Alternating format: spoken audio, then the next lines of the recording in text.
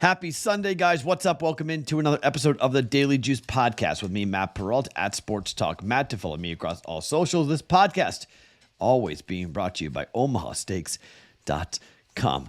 Code is JUICE at checkout to go check out the Burger Perfection Flight. That's 24 burgers for just $89.99. All sorts of different, 6 different cuts and blends. Beautiful burgers delivered right to your house.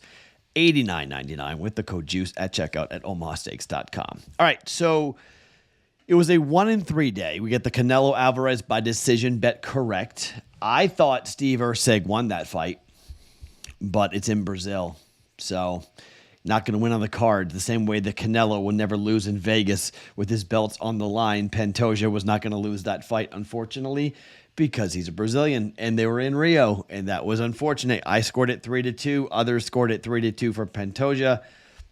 Steve Erceg is a really good fighter. He's going to be a big-time player in the cards. I wish the UFC did more to explain, or at least have their judges talk more about damage versus takedowns, because Pantoja did nothing with those takedowns. The damage was tremendous. Cuts all over the face of Pantoja.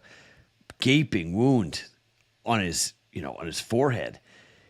Right eye was smacked. I mean, it was bloody, all from Pantoja. That's supposed to be a pretty big factor in judging. Actually, the first judging criteria is damage. So, I don't know. I found the stats to be a little bit misleading, and I thought the fight was a little bit, I thought 2-3-4 was, I scored 2-3-4 for Steve Erceg, and a 3-2 win, but we lose that, unfortunately, so we got that wrong. We bet Toronto, but, I mean, come on now. What do you think? I'm upset about losing that bet? What a win for the Bruins. What a win. What a goal. What a play. What a game. I was jumping up and down. I was going crazy. It was so good. It was so good. I was happily. Really, I went 2-2 in my mind because, it was a hedge off of my own fandom, but Bruins, man, what a win. And now, look, they're going to lose to Florida, okay? But just getting past Toronto and getting that awful, historic thing over their heads about blowing a 3-1 lead, becoming the first team in major professional sports to actually blow that. Whew, big. And have it be Pasta after Montgomery called him out. 2-1 win. So good. So that was super, super fun. With that, Derby didn't go very well, but it wasn't official. So it was just, we threw a couple of trifecta boxes in there and didn't get that home, unfortunately. But, that's horse racing. So Mystic Dan out of nowhere. Wow. Hopefully some of you guys had that. It was a hell of a hit, 18-1 on certain books. Parimutuel, 18-1 with Mystic Dan to win the Kentucky Derby. So that was pretty wild. So not many people thought he was supposed to be a mutter. Remember, that was a mutter horse. That was not supposed to be really all that competitive with the conditions. Fast track, like, where was fierceness? Woo, got smoked. So the 1-3 day down 2.1 units on the day. So we head to Sunday here, and we are down 0.2 units by my math for the week. So the whole week rides on today.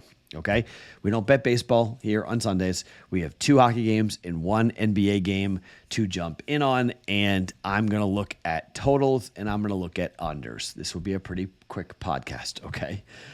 The total is 194 for the Mavericks and the Cavs. I do think the Cavaliers win this, but I'm not going to put much past Orlando, given the injuries that we're seeing with Jared Allen getting hurt and Donovan Mitchell being banged up at the end of Game 6. Orlando can win this game. 100% they can win this game. The total, though, is 194. If you look at the 2 games that were played in Cleveland, Game 1 and Game 2, 97-83, 96-86. It went under by 26.5 points and 23 points. The game against in game number 5 actually went over by 4 points, 104-103. But given the injuries and the first move, it opened at 195. The first move was down to 194. I'm just going to trail the trend here. I'm going to trail the steam here. Maybe it bounces back, but just given what the first 2 games looked like, the injuries to Allen, the injuries to Mitchell, slower pace game. Game 7s tend to be tight with young teams. For a lot of these guys, it would be the first time they're playing in a Game 7. Under 194, 1.1 units for the for the Magic and the Cavaliers in Game 7. To the NHL. First game will be game 1 between Carolina and the New York Rangers. Now, 2-1, 6-1, 1-0. Those were the 3 regular season meetings between these two teams. The Rangers won 2 of the 3. The one win for the Hurricanes in New York was a 6-1 spanking, but a little bit out of character.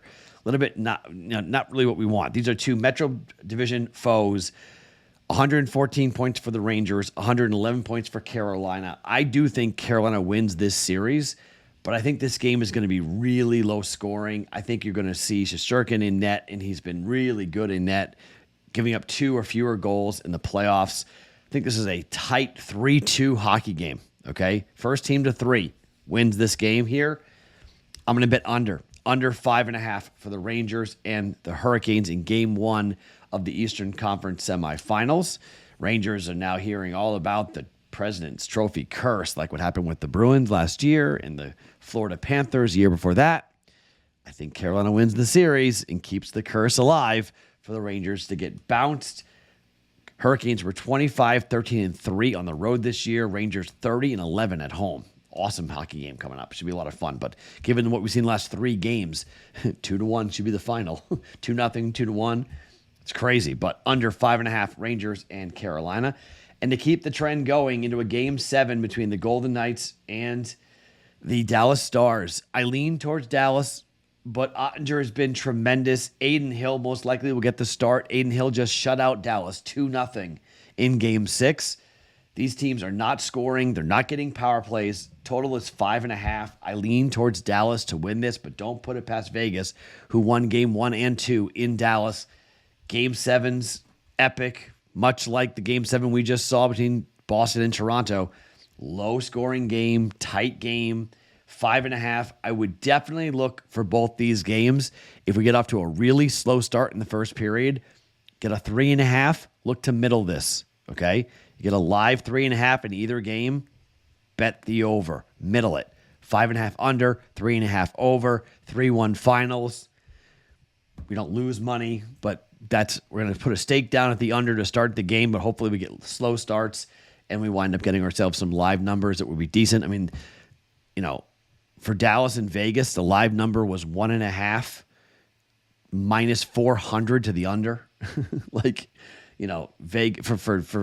the Bruins, it was 1.5 all the way down to 1.5 when it was 1-0. It was 0-0 in the third period.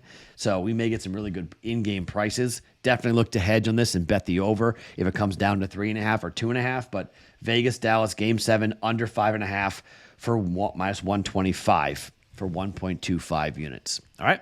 All unders, all totals, all big games. Game 7s, 2 of them. Game 1, 1 of them. Playoff hockey, NBA basketball. Let's have some fun here today on a Sunday.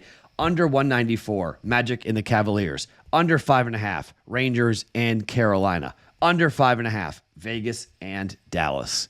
My name is Matt Perrault. Follow me across all socials at Sports Talk Matt every morning. Daily Juice Podcast, always being brought to you by OmahaSteaks.com.